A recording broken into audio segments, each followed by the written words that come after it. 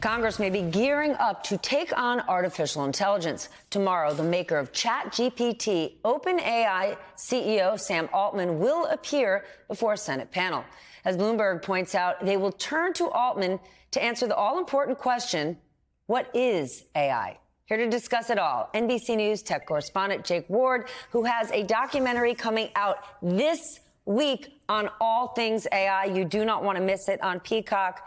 Jake, what are you looking for in this hearing? Because the headline is so important. They're bringing in sort of the man behind ChatGPT, the guy who understands all things AI. But in my experience, these hearings don't result in anything. Yeah, you know, we certainly have had bad histories with this kind of tech hearing in the past. Stuff I'm thinking about, you know, Orrin Hatch asking Mark Zuckerberg, Mr. Zuckerberg, how do you make money? And him saying, you know, Senator, we sell ads, and the whole room busts out laughing.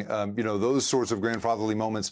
I think we've moved beyond that. We certainly know we have regulators like Lina Khan, the chairperson of the FTC, you know, saying that we have the power to regulate AI using the laws we have now. We have a whole new generation of tech literate staffers helping senators think this stuff through. But I think the big questions for me, I hope that they will ask Sam Altman tomorrow, is why is it that such a small, rarefied number of companies are in charge of AI? Because the illusion, Steph, right, is that there's 1 million companies launching. It's a great equalizer, this amazing neutral technology. That is not true at the moment. Right now, it costs the money that only the companies like Google and Meta and Microsoft have. Microsoft, which owns OpenAI, only those companies can afford making this thing right now. And everybody's basically borrowing the large language models, the big foundational models that they're creating. And so there's that we have to get at, right? Are we really ready to trust these companies again with a new transformative thing, the way we trusted them with search, we trusted them with social media? And then the second thing is, Mr. Altman, what do you believe about the future? Because when you get into the conversations he's had on things like podcasts, it's pretty interesting the vision that these guys tend to have at the top of these companies for, you know, just how huge the societal effect will be, how pervasive it will be, and how limited their experience is in fighting things like racist systems and inequality. And so we're really talking about, you know, the keys to the kingdom sliding to these guys at a time when we really need to be asking what they are going to do with those key stuff. And right now, they're self-regulating. And if it doesn't work, and if there's massive societal or economic damage, these businesses can just tear them up and move on and go to their mega mansions in Hawaii. Is the government prepared to do something? Because as you said it, there was search, there was social media, and the government did nothing, and there's been disastrous impacts.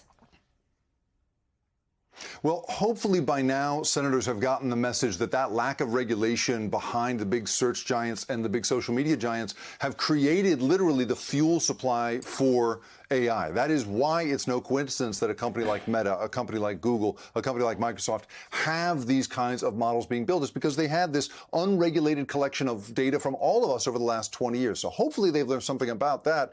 And then there is, you know, the hope, the goal here, right, that there's some sort of understanding that this is going to go far beyond just whether we have a job in the future, right? It's going to go far beyond the grappling that writers in Hollywood are having right now around, you know, will AI do my job in the future? It's going to go to things like who gets a job, who gets a loan, who gets bail, right? We talked to a lawyer in Baltimore the other day who's regularly representing clients who've been wrongly denied government benefits because government agencies are increasingly using off-the-shelf AI systems to determine who gets SNAP benefits, who gets Section 8 housing. And when something goes wrong and a mistake is made, you can't get anybody on the phone. I think those stories are starting to trickle upstairs into the senators' ears, and hopefully they're going to get on board with understanding that we have to regulate this in some way, in the way that we failed to regulate social media and search.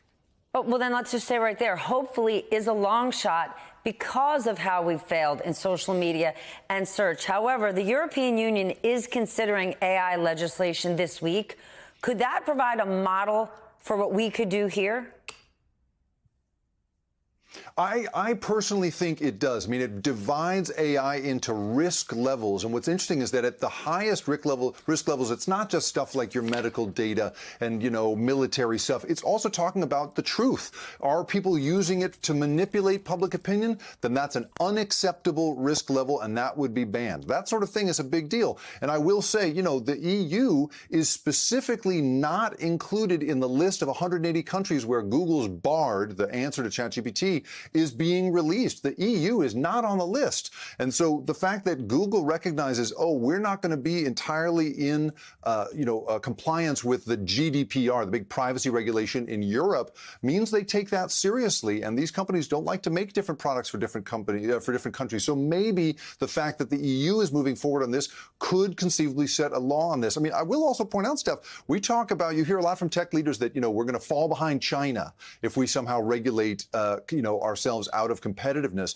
But even China, a month ago, released draft regulations that slap all kinds of restrictions on companies, including it makes companies liable for what Chinese citizens or anybody does with the AI built by that company. The fact that they're doing that puts them way out in front of us on regulation. So this argument that I think you're going to hear from Sam Altman and others that somehow regulation will slow us down and make us uncompetitive, we are not seeing that on the world stage. It's certainly not where the EU and China are concerned, Steph. All right. Well, our audience right now, much like our lawmakers, needs to get more educated in the world of AI. And thanks to you, they can. The documentary will be airing 10:30 p.m. on Peacock and YouTube. You don't want to miss it. What's the name of it, Jake? It's called The Power of AI, both the power of those companies and the power that all of the people who are at the tops of those companies are wielding over all of us, Steph. Exciting, scary, all courtesy of Jake Ward.